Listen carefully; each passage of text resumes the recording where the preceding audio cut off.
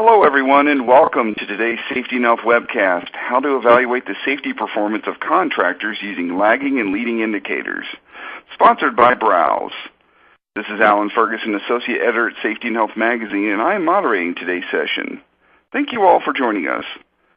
We're going to start the presentation in a few minutes, but first I want to go over some preliminary items.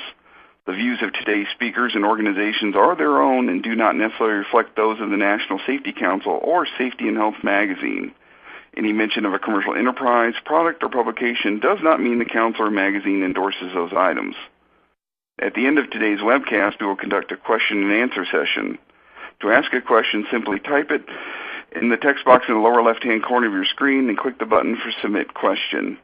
Feel free to ask your question at any time during the presentation. You don't have to wait for the Q&A to begin. We'll try to answer as many questions as possible, but because of the large number of participants today, we might not get to every question. Any unanswered questions will be forwarded to today's speakers. At the end of the webcast, you'll be asked to complete a brief evaluation survey. I will let you know more about that after the presentation. This webcast is archived so you can access it after today's live event. To view this webcast and all of our past webcasts, go to safetyandhealthmagazine.com/events. Finally, if you need basic troubleshooting information, click the Help button located on your screen. With that, let's go ahead and get started. Our speakers today are Pat Cunningham, Director of Safety and Auditing Services at Browz, and Dennis Robinson, Business Development Specialist at Browz. Pat has more than 25 years of experience in the safety field and was previously the Director of Corporate Safety and Training at Excel Energy. Dennis has worked with Browz for more than 10 years and previously managed the company's assessment specialist team, which is responsible for validating contractor documentation. Gentlemen, whenever you're ready, go ahead and take it away. Thanks, Alan. Appreciate that. Really quick, we want to thank everyone for joining us today. We're excited to speak with you and share some information with you. Hopefully you find it useful, but definitely excited to speak with you all as well. So really, today, the question is why evaluate third-party contractors? Well, simply put, why not? We do it everywhere else. You can see on your screen a few examples, whether it's purchasing a mortgage, selecting a school, hiring an employee, buying a house, buying a car, and maybe as ridiculous as it sounds, selecting a spouse. In every one of those situations, you want to ensure that you're selecting a partner that's in line with your values and somebody that you can trust and know that it's going to be a situation that you're going to feel good about and somebody that you feel comfortable with, again, whether that's a school, getting married, whatever that might be.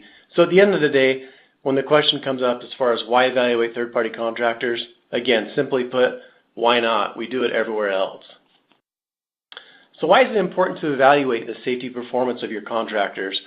This could be a very long-winded answer, but just to cover a few of the areas that I feel are important to mention, and we'll go more into detail on these here later on. Risk, managing your risk as an organization, huge area. Brand equity, you don't want to have something happen that's going to put a black eye on your organization due to misuse or somebody just not doing what they're supposed to do. Well-being of your employees, you want to ensure that not only you want to ensure that employees feel safe on site or at your work premises, but also that they go home safely and that they arrive home the way that they came into work. So very important. And then also EMR rates, ensuring that you have lower EMR rates, which should result in lower workers' compensation insurance costs. And then also fines by OSHA. The last thing you want is to have fines levied on you by OSHA. Just a few items to think about, and again, things to consider when looking at why it's important to evaluate the performance of your third-party contractors. When you look at implementing a contractor management solution, there really are three potential scenarios that you should consider. The first one is just to do absolutely nothing and hope for the best. Second one would be to do it in-house. And then thirdly would be to outsource it to a third-party organization. So what are the risks of doing nothing? Well, obviously there are lives at risk, but on top of those injuries, there is a financial burden and brand equity, as we spoke about previously. Really, though, no organization is immune from accidents, and it's only a matter of time before a safety incident occurs at a work site. There was a recent study done, and it estimated that for every single workplace fatality, there are at least 300,000 at-risk behaviors taking place.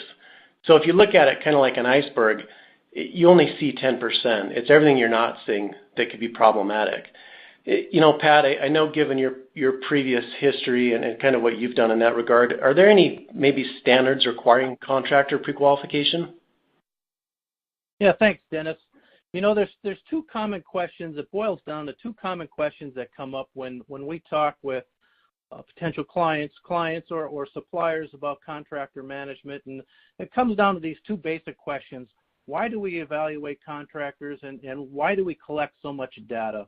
And that seems to be a common thread. And the basic answer here is that it's a risk-based assessment. You bring contractors in to help you provide your products and services to the market.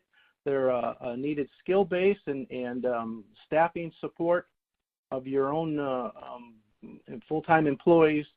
So they're needed in industry, but they do represent a risk. And while there is no single source document coming from OSHA in regards to a regulatory standard to evaluate contractors, there are examples. We don't have time today to go into it, but there's 9 different OSHA standards and documents outlining OSHA's desire and interest in host employers engaging contractors. So from a risk-based standpoint and a regulatory standpoint, there is a need and demand and expectation that host employers evaluate their contractors.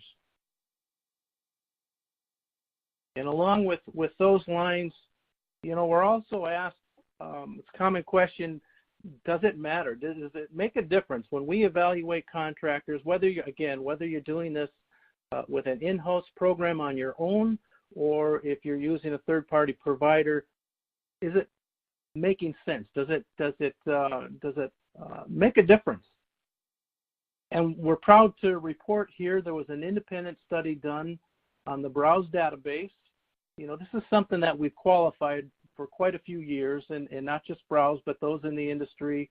We believe it makes a difference, and what we're happy to report today is that we can quantify that. It does make a difference to evaluate contractors, looking at a structure for protocols that each company might have, and a retention process, and a platform really or a palette to provide program vision. And so what this slide is showing you is that within our database, we can demonstrate independently that the total recordable rate of contractors in the Browz system versus the national average is 34% better than again, industry average. Lost workday rates are 65% better than industry average, and the DART, or the restricted time, is 48% better. So I think this would probably apply across the board. Again, whether you're doing this in-house or a managed system, you should expect some improvements when you're managing contractors to a standard. This second slide from the study also addresses the question, okay, so they perform better, but is it lasting? Is it something that's sustainable? And what this slide is showing is that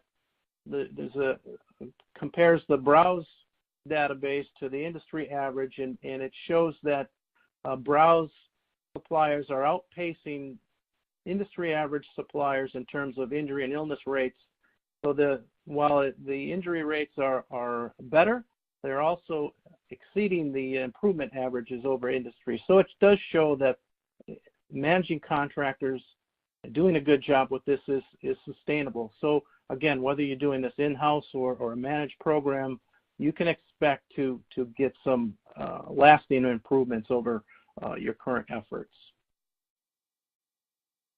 So we're going to be taking a look at, as the webinar is titled, Leading and Lagging Indicators, and just kind of put a little preface around this.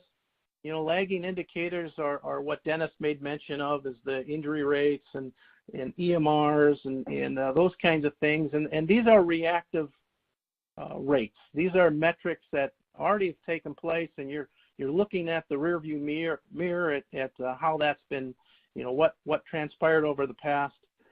And We're also going to be taking a look at leading indicators. These are the proactive indicators that, if used for a given set of problems, can help drive a company in the direction that they're looking for. And what we're going to be talking about today is companies should look at these foundational metrics, these rear view mirror metrics, incorporate those, and then also help drive business, also add some leading indicators. And we're going to be talking about both types today in the upcoming slides.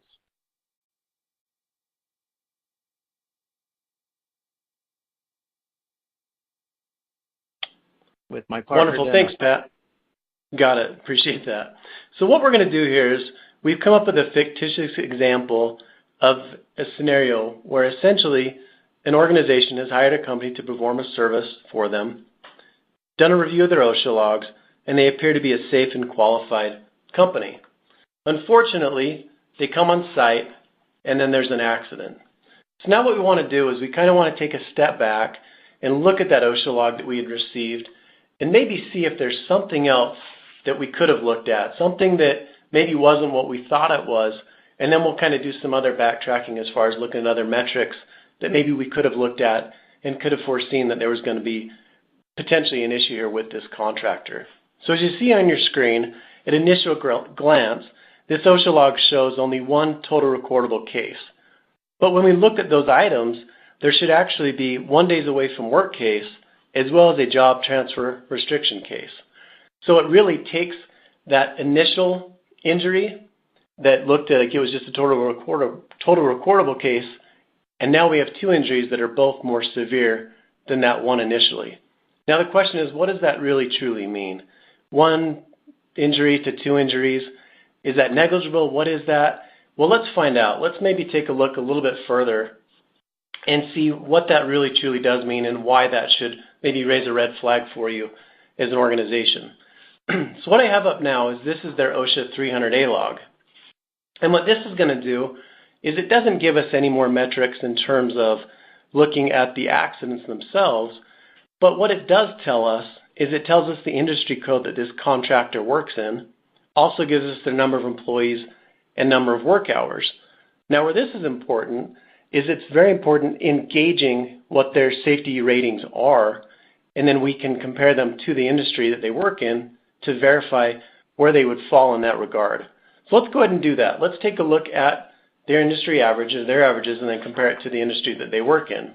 I don't know how many of you have ever looked at industry averages in terms of total recordable rate, lost workday rate, and so on. It can be a bit of a chore, but luckily we've already done that for this presentation. So in this situation, before we changed anything on the OSHA log, we just accepted it as being one injury. The total recordable rate for this contractor was 4.8 with a lost workday rate and a DART rate of 0.0. Now their rates after, when we add on that second injury, the total recordable rate jumps to 9.5, the lost workday rate goes to 4.8, and then the DART rate is at 9.5 as well. Now the question is, what does that ultimately mean? Well, let's compare it to their industry average to see how they compare with the rest of their industry. Looking at the total recordable rate, the industry average is 2.6. They're almost 4 times as high on the total recordable rate.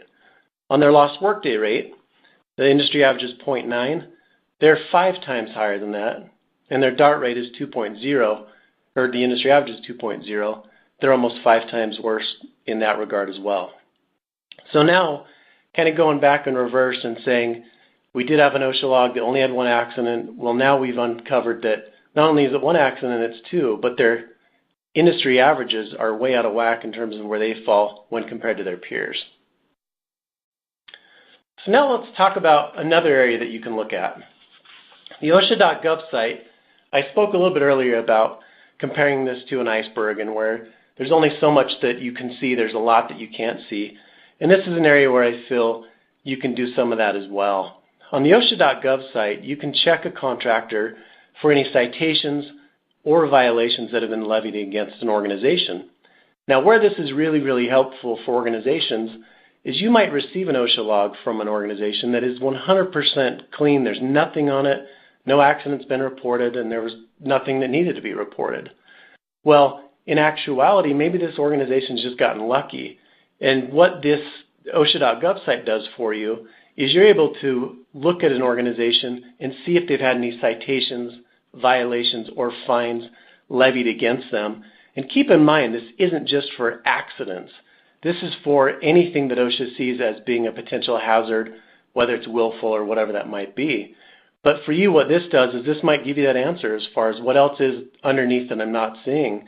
And again, it may not just be, there may not be accidents happening, but they might just be getting lucky. So a great way to, another great metric to look at when looking at contractor qualification.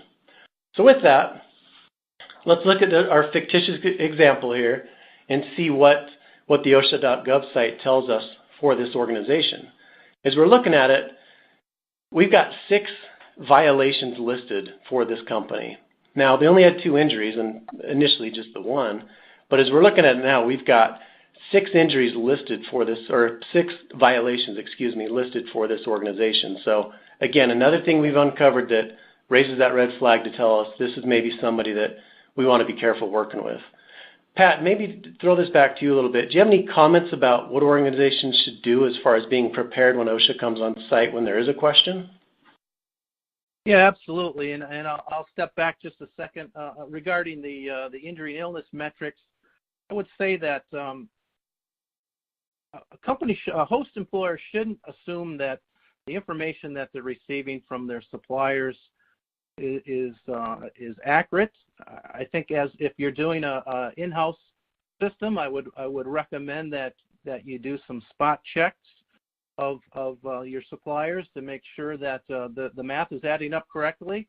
And I would have to say that as a whole, I don't believe that contractors are falsifying injury or illness rates. I think from my experience, what's taking place is that their expertise at that is probably not as good as some other companies if you're dealing with thousands of contractors. So a spot check would be helpful for that. So again, and if you're using a managed system, you could anticipate that that'll be done for all your suppliers. But in regards to OSHA coming on site, I can say from firsthand experience and multiple times that we have had in a previous job, we have had OSHA come into our sites and based on, for this example, a contractor incident. And what they'll do is they'll meet with you, the host employer, first. OSHA will come in, and they'll ask you information about the contractor. And they'll first ask, how did you select this contractor? And they'll want to know, what they're looking for is, did you use a low bid process or a simple process, or did you look at analysis of their injury illness rates? Did you look at their capabilities of working safely, the types of things that they would be doing for you? And was there an exchange of information and orientation and discussion about shared risks and that type of thing? And if you can't satisfy all those questions, they're going to be drawing a lot of attention to yourself from OSHA on that. But that's what they're going to be looking for, and I would be prepared to anticipate that for OSHA coming on site. Wonderful. Thanks, Pat. Now that we've talked a little bit about OSHA and OSHA.gov and some of these other areas and metrics, let's talk about another item as far as lagging indicators that maybe you should be aware of and something you should look at for your contractors. EMR. You'll see on your screen the definition. I'll kind of read it with you here. But experience modification rate is what EMR is short for. And the definition is experience modifier or experience modification is a term used in the American insurance business, and more specifically in workers' compensation insurance. It is the adjustment of annual premium based on previous loss experience. So let's take a look at this organization's EMR document, and let's get an idea of where they're looking at and see if it's cause for concern. So here we have a quick view of their EMR form, and this shows that the company that we're viewing has an EMR of 1.57. Now, kind of like we talked about previously with the rates, it's just a number. What does that really truly mean? Pat, I'm going to throw this back to you. Can you maybe speak to what that 1.57 EMR means for this organization? Absolutely, and a lot of companies use EMR as one of their lagging indicators And again, these lagging indicators, you shouldn't rely on one, but you should look at all of them and kind of trend how is the supplier doing. And what specifically EMR will tell you is on the bottom right-hand corner there, you see a 1.57. And what that's comparing that particular company to is their industry average. So an industry average is 1.0. So if you have a contractor with 1.5 or greater, or in this case 1.57, this is half again higher than what the industry average is. So as a host employer, I would look at this and say that this particular contractor is having injury and illness losses significantly higher than anticipated industry averages. So this would be a cause for a red flag. And what you would do with this is in your conversations with that supplier, ask them about the nature of their industries. Have them explain to you what was taking place that caused these more expensive injuries. And that's the kind of thing that you take with these lagging indicators. It's a sign for further discussion and an explanation. Wonderful. Thanks, Pat. All right, so moving on, we've talked about health and safety items. We haven't mentioned insurance. That's another area that you can look at, supplier demographics, corporate social responsibility. But one area that I did want to mention a little bit more in detail is financial stability of an organization. It's not an area that really gets a ton of attention, but it is something that's highly important that you look at when it comes to your contractors. We've partnered with Experian, and the good thing about Experian that we found is they don't just look at those big high-end contractors, they look at the little guys as well. And so it gives you a view into, are those contractors stable? Are they going to show up to the job tomorrow? And better yet, if something does happen down the road, are they going to be around? And kind of what I mean by that is we were speaking with a potential client, and as we were discussing this financial piece, they mentioned that, wow, this would have been great to know about because this is something that we had never looked at. But years ago, we had an HVAC unit that was installed on our property. Everything went great. There was no safety issues, nothing negative in that regard at all. But months later, after they'd paid for the unit, paid for the labor and everything else, they received a lien on their property for that exact item they'd already paid for, and come to find out that the contractor that had installed it and that they paid for it from ended up going bankrupt, and so now they were on the hook again. So when you're looking at contractors, you want to make sure they're safe, obviously. That's one part of it. But another part of it is, are they going to be there tomorrow, whether it's something that you're requiring them to do a job for you, or whether down the road they could create a problem in terms of you having to pay for something again that you've already paid for. Another question is, what about ongoing management? Contractor qualification is not just a one-time thing. It is something that evolves and changes over time. We've spoken about various data points so far, but now we run into the question that many companies ask, and that really is, how do I manage this data, and how often should I track and request this data? There really is no specific answer to that to say you should collect it once every 2 weeks or once a month. Obviously, that's based on what it is that you're collecting and when it expires or when it's up for renewal. One item that we get a lot of questions on is, what sort of a burden is there when it comes to contractor qualification? Now you can see on your screen, please keep in mind this is a very conservative number. When we list 12 hours per year per contractor, that is very conservative and something that I would caution, where if you're dealing with higher risk contractors, you're going to be expected to spend a lot more time in that qualification process with them.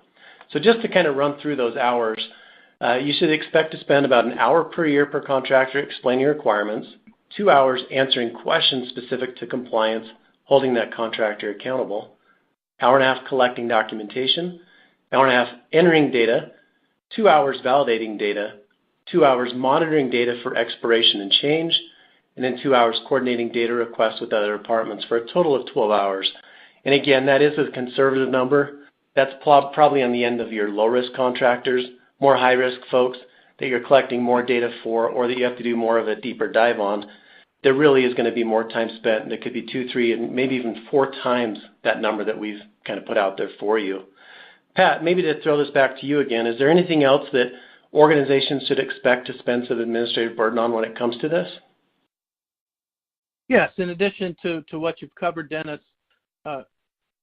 host employers should also budget time and put that in their business plan for an annual contractor performance evaluation conversation. Even within the Safety and Health magazine, there was an article previously written about the partnership between a contractor and their host employer. And for that partnership to grow and actually take place, there needs to be conversation between the host employer and their contractors. So time needs to be budgeted for that. The contractor is looking for the host employer to say, let them know how things are going, what they've experienced, whether it's good or bad. They need some coaching and they need some direction on what they need to do to make improvements. So in this area, this is really one of the critical factors, regardless how you manage contractors. Again, either in-house or a managed system, you need to talk with companies about how they're performing for you. Great. Thanks, Pat.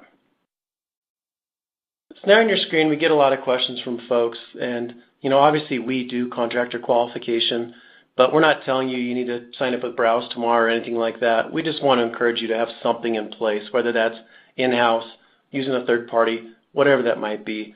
The one thing that we have created for folks and for individuals, whether you're trying to make a change in your current process or you're just looking to potentially further your current process, on the screen you'll see the link. It's browz.com/ROI.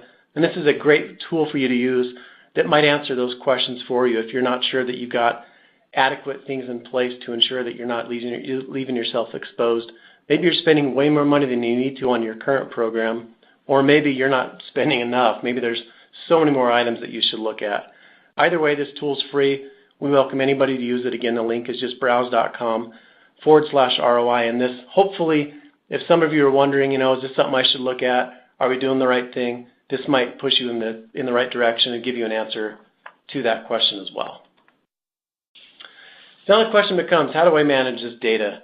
Obviously, you could use filing cabinets, Excel spreadsheets, administrators, access databases, whatever that might be. There are a lot of options that you can consider, and the question becomes, what is best for you?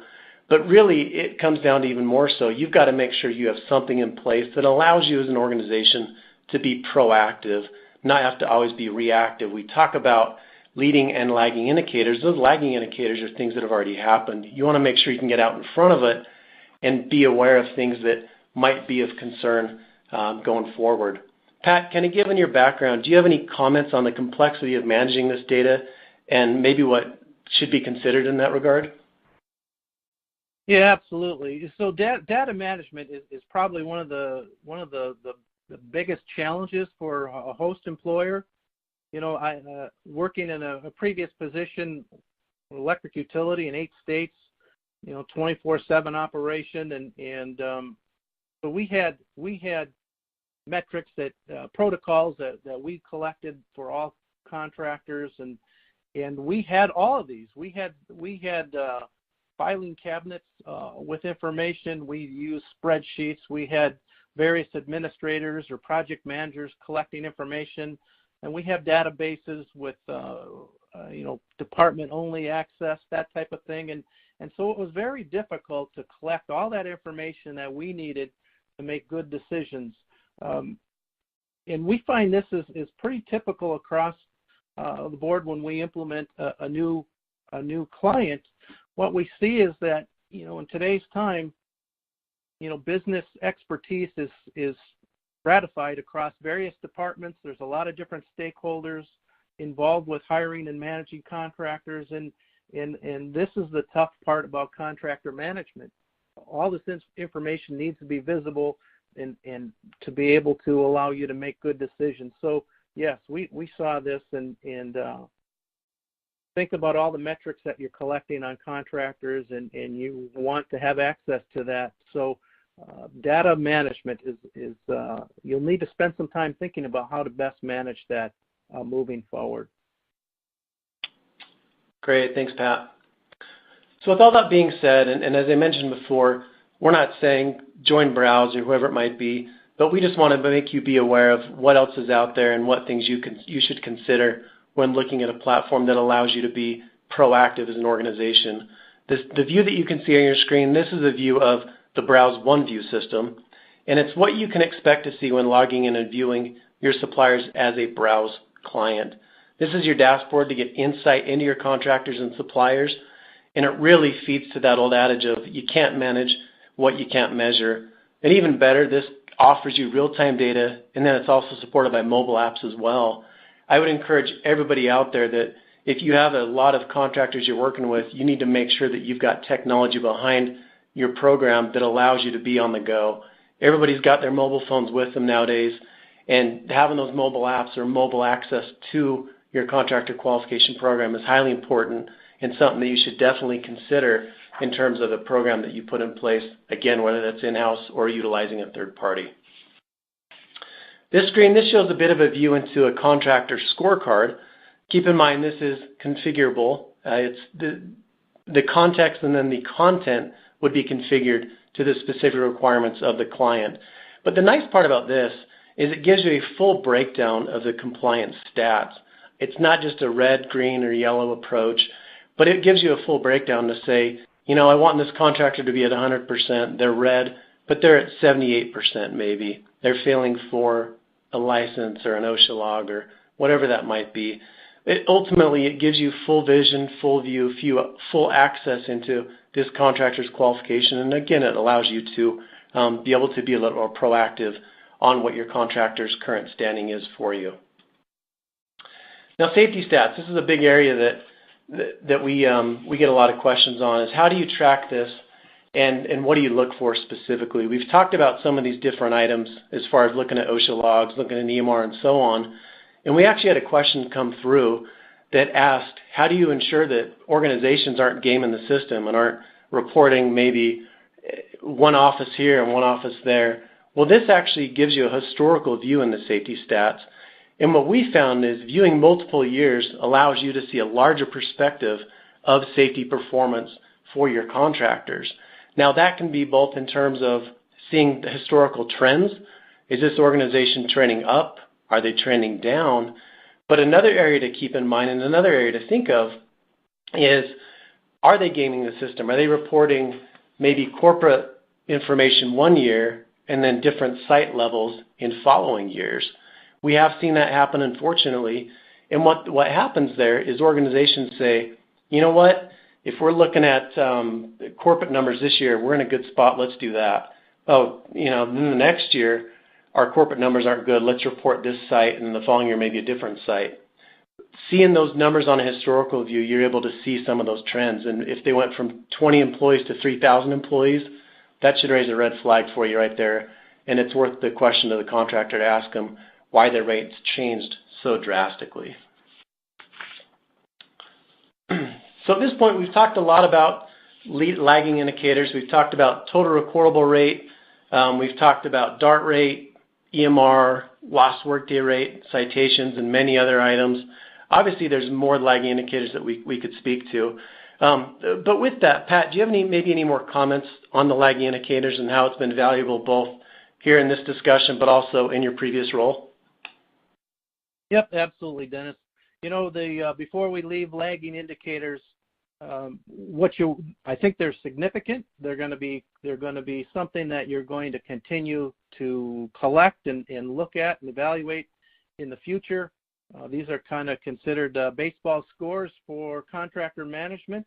This is what CEOs and business executives are going to be looking for.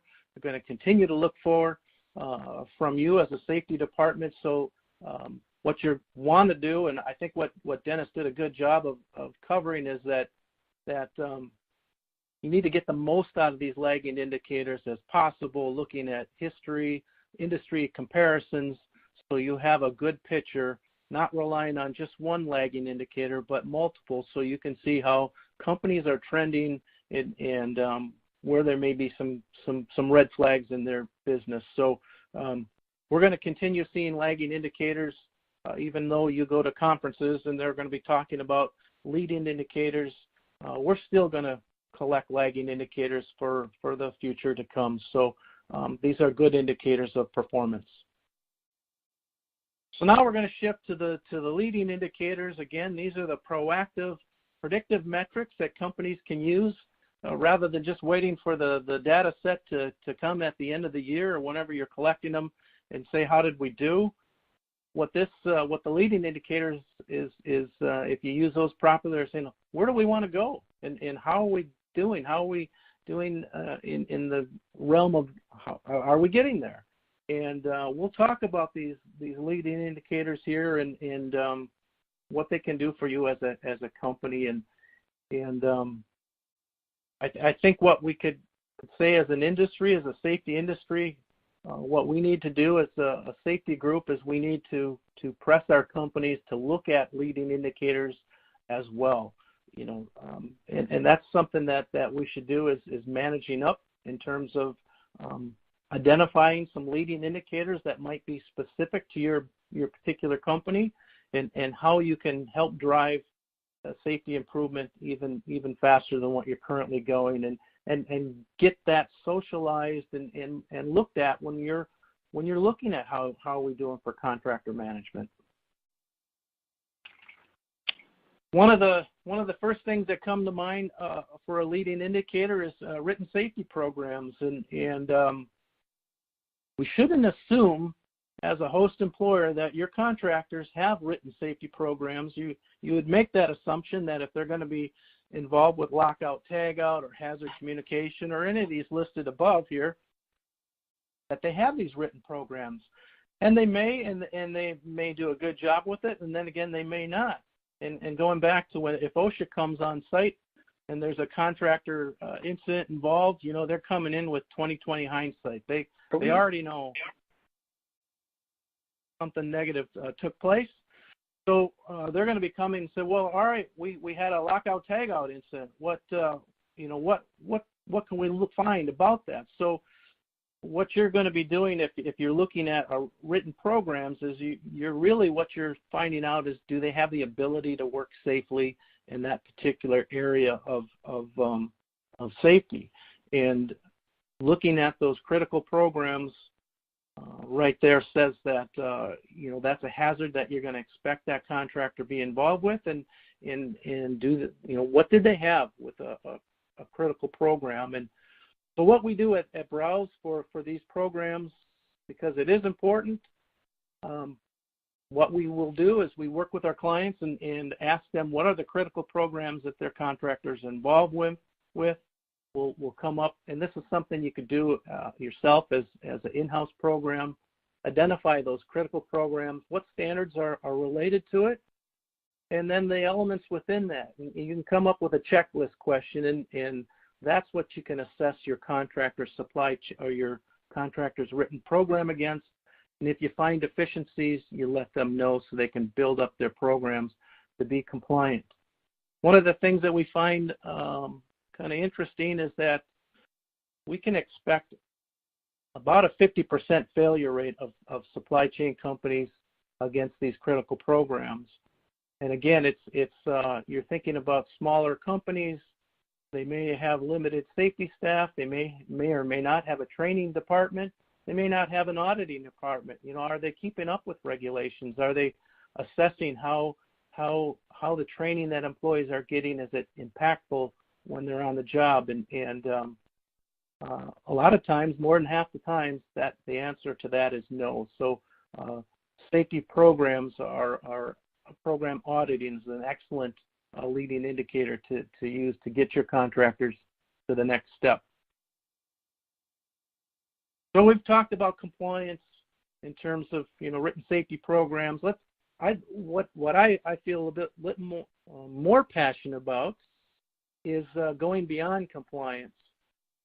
Because my experience in industry was that we had injuries at compliant sites and do an incident investigation, and the injury or illness had nothing to do with compliance. It had everything to do with management systems or training or policy that was out of date, or understanding or equipment that was not on site. So we need to take a look at the things that are taking place or not taking place that are affecting safety, and more than not, it's the case of the beyond compliance. We've learned a lesson about doing employee safety, that to have effective employee safety program, you need to get into engagement and training and hazard awareness and continuous process improvement. Unfortunately, at this point in time with contractor management, what host employers have learned about employee safety hasn't transferred over to contractor management. So we're stuck into the compliance-only mode. And again, as a profession, a safety profession, we really need to do a paradigm shift in terms of utilizing what we know about employee safety and transferring that into contractor safety. And some of the phrases, catchphrases that you'll see in conferences about moving the curve, invited participation, joint responsibility, journey to safety excellence. These are all phrases to encourage companies to go beyond a compliance-only approach and really make significant and consistent improvement over your safety programs. Hey, Pat, just really quickly, I wanted to ask, do you have an example where a compliance-only assessment maybe didn't tell the full story? Yeah, yes, I do.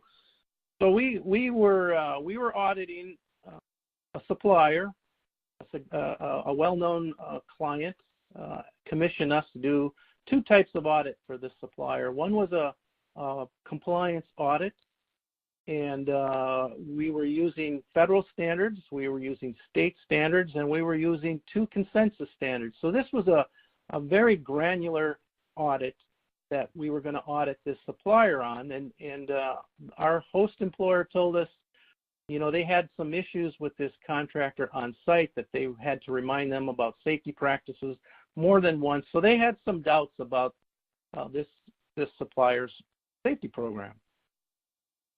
We also agreed to do a non-compliance audit. We were going to do a best assessment beyond compliance audit. We were going to look at how this contractor implemented their safety efforts and employee engagement. So we went ahead and put this audit protocol together. And to add a little pressure to this audit, the client came along with us during this audit. One of the attendees was an auditor instructor that did this, taught auditors safety auditing and quality management. So the pressure was on, and it was an interesting scenario. So when we went ahead and did the compliance audit first, the supplier did a great job. They answered all the questions without fail, and I looked over at the host employer, and he kind of had a frown on his face. It was not matching up with what he thought he knew about that contractor, because they did an excellent job with that compliance audit. So then we shifted gears and we moved into the best assessment audit, and went into about their safety culture, about how they engage their workforce, how they train their supervisors, what to look out for in the field, and how to coach their employees. And right away, pretty early on, we could tell that their safety program was very surface level. They didn't engage their workforce. They didn't instruct their leaders in how to improve safety. And I looked back over at that host employer, and then he had a little bit of a smile on his face. He wasn't very outgoing in terms of trying to show his poker face, but he had a look on his face that said, okay, now this is matching up with what I thought I believed about that contractor. And in my undergraduate days, I was a psychology major, and one of the things that we were told about was a phrase called cognitive dissonance. And that's where you believe you know something about something, you have some predetermined ideas, but you see something that's different than that, and it causes some confusion in your mind. And at that particular point, at one point in that audit, he was a little bit off balance, but then when that other half came, then he was reassured that what he knew or what he believed was accurate. So if we look at the moral of this story is if we look only at compliance, we're going to be missing so much information. And as a safety profession, we know more about safety than what we are delivering for contractor management. So we really do need to go beyond that compliance-only approach to contractor management. So I've talked a lot about beyond compliance, and so I want to provide you with some insight into what we're recommending companies do for that. And what we're recommending is you'll hear a phrase, management systems, and there's lots of organizations that have safety and health management systems. There's the ANSI Z10, there's the ISO 45001, and OSAS 18001, which is a UK-based standard.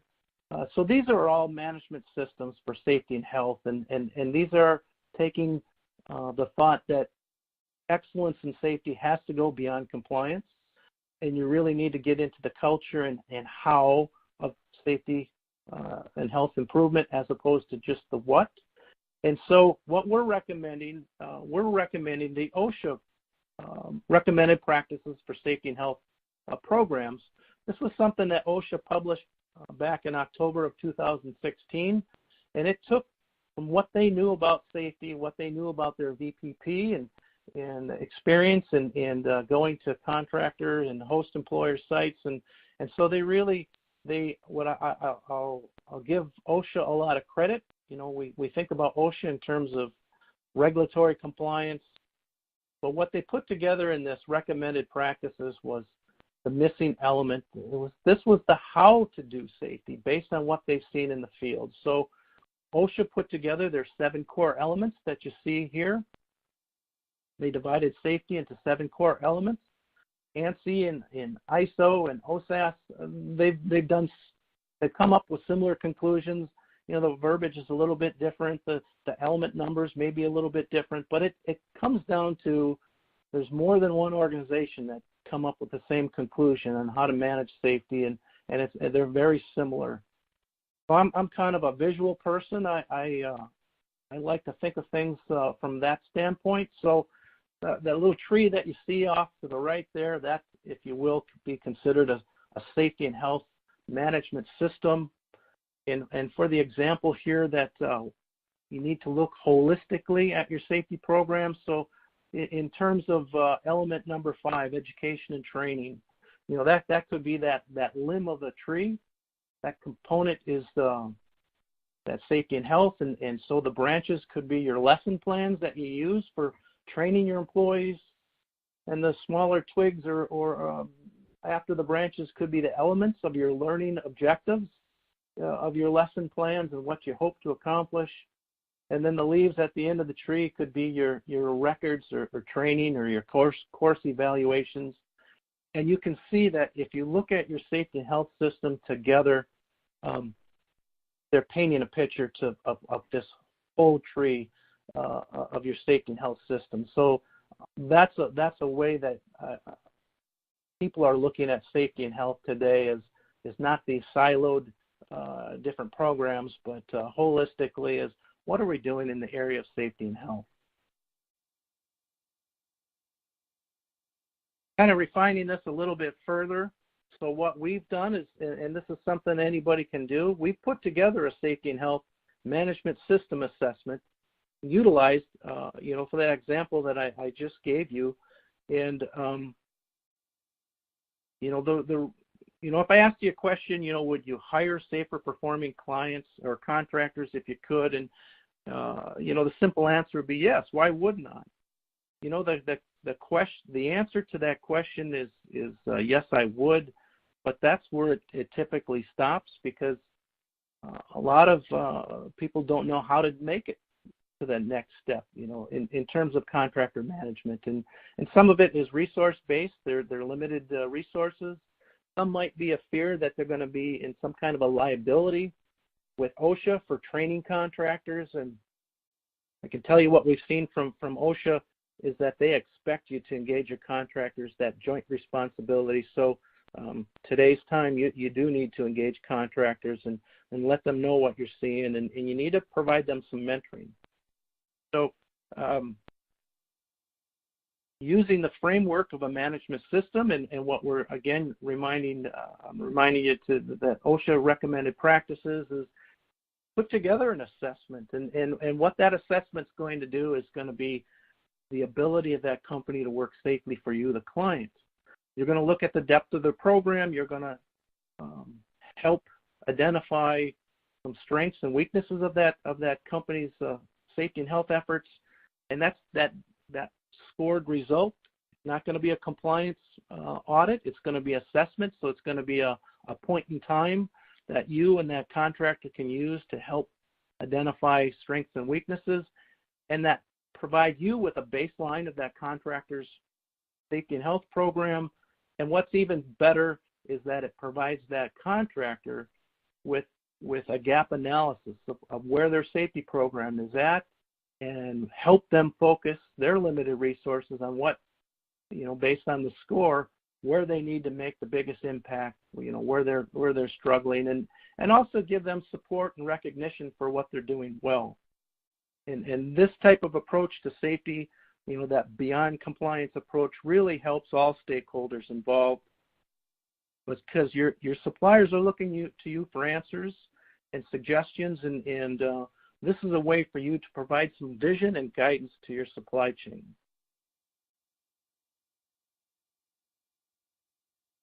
So this is what we've received from suppliers. I've done safety and auditing my whole career, and internal and external, and very few times as an auditor you're going to receive thanks for your efforts.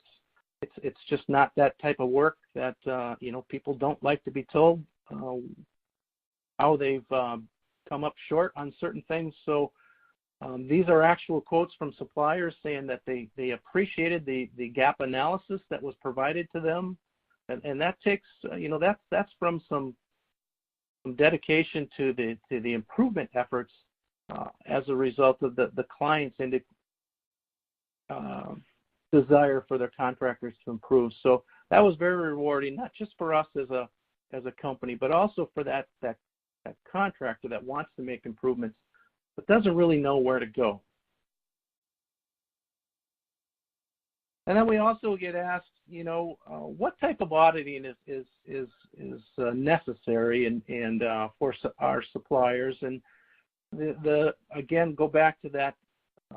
Why are you doing this? Why are you managing contractors? Why are you getting all that information?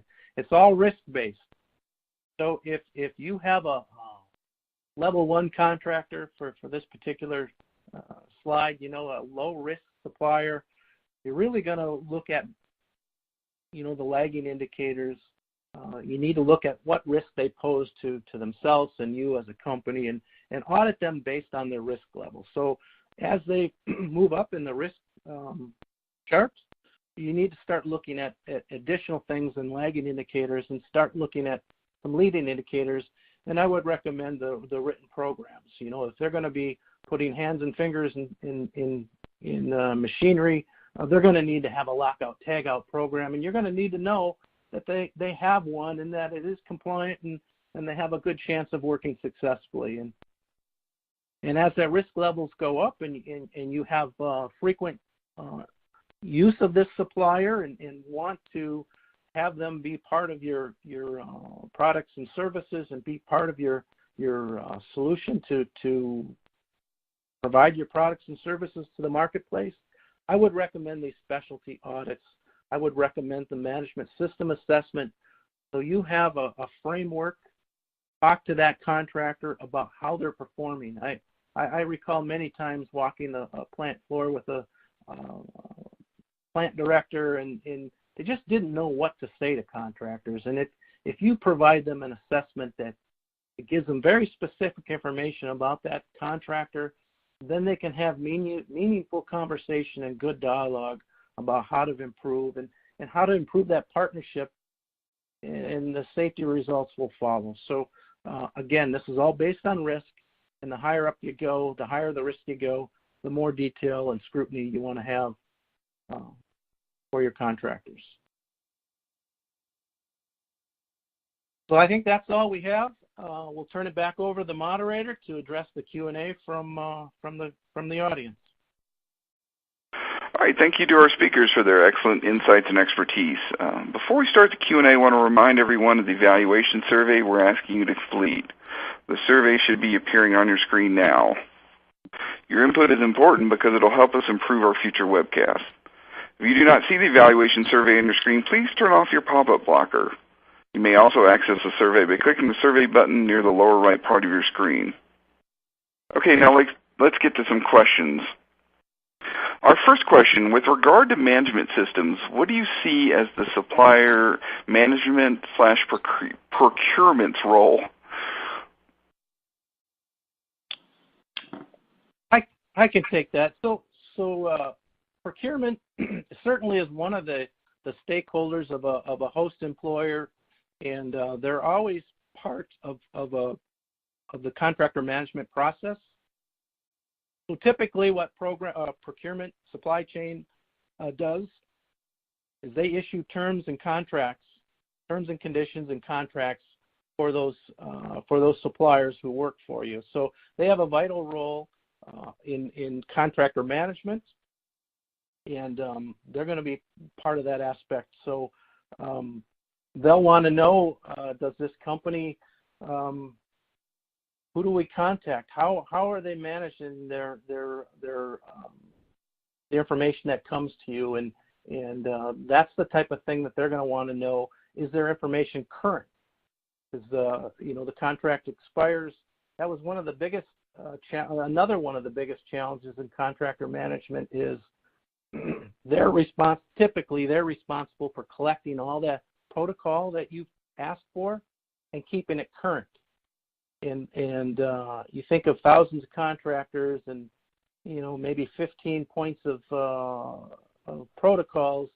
All those things expire at different points in time, and they want to get that in their system and keep it current. So that's how supply chain is involved.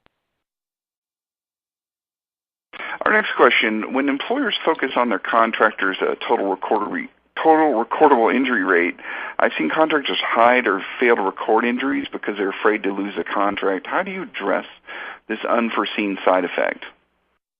I'll take that one. Ultimately, there's nothing you can do about contractors misreporting injuries on their OSHA log, but that's why we went through those other metrics we did as far as looking at an EMR rate or looking at even the OSHA.gov site. But ultimately, you want to make sure that you are partnering with contractors that share the same vision as you do. And unfortunately, accidents do happen, and ultimately it's important that you as an organization communicates with your contractors what that expectation is. We've had some clients that will put their contractors on performance plans or something, where we had one organization we worked with that essentially told all their contractors, we're going to give everyone a pass for this year. And even if you're red, we want you, since you are red, to put a plan in place, and then let's revisit it in a year. And what that did was that really encouraged those contractors to not maybe dwell on what's happened, but to look at it moving forward and say, how do I fix what's happened? And so it really comes down to communication with those contractors and ensuring that you're telling them why you're doing what you're doing, and then you're moving forward with a plan to improve things as well. Okay, our last question, can you summarize leading indicators other than written programs? Yeah, so some of the things that you can look at is worksite observations, whether you're a host employer or even if you're having your contractors self-report on their field observations of what's taking place. So these are kinds of things that need to take place in the field, and you can look at trends. How are the results, the observations coming? Are they matching up with what your field safety staff is discovering or operations versus what the suppliers are coming up with? Is it trending in the same direction? Are you coming up with the same kinds of things? And more importantly, it's that dialogue again. You've got a metric that says, hey, I'm telling you, it's telling you something, good or bad, and it allows you a chance to have a dialogue about that, and we're seeing some deficiencies. And you ask them, how are you addressing these deficiencies? A very simple conversation that helps the suppliers make improvements. And I would always make a recommendation that you recognize excellent behavior as well, or results, to encourage companies to keep making improvements. So these observations are another excellent way of using a leading indicator. All right, thank you, everyone. Unfortunately, we have run out of time. I'm sorry we didn't get to everyone's questions, but all of today's unanswered questions will be forwarded to our speaker. Once again, I hope you take the time to fill out the evaluation survey on your screen to give us your feedback. That ends today's Safety and Health Magazine webcast. I'd like to thank Pat Cunningham, Dennis Robinson, everyone at Browz, and of course all of our listeners. Have a safe day.